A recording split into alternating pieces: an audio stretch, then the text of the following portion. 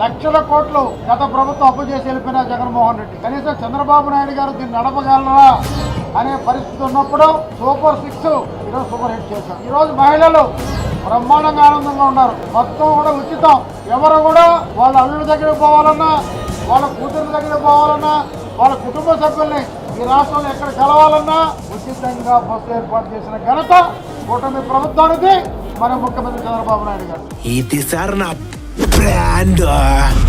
చూస్తే ఈరోజు తెలుగుదేశం పార్టీ కూటమి ప్రభుత్వం అన్ని సూపర్ సక్సెస్ లో పోతున్నాయి.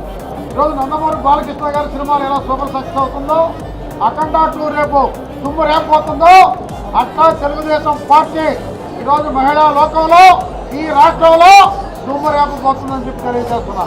ఎన్నికలంటూ జరిగితే మీరు చూశారు నిన్న పాపం జగన్మోహన్ రెడ్డి గారు చాలా అమాయకంగా మాట్లాడాడు. చంద్రబాబు నువ్వు నరకానికి పోతావు, ఒక పులివెందుల ఎన్నికలు ఒంటిమెట్ట ఎన్నికలు మళ్ళీ పెట్టమని. జగన్ నువ్వు నేర్పించిన విద్య అది. నువ్వు చేసిన అరాచకాలు ఇంకా ప్రజలు మర్చిపోలా.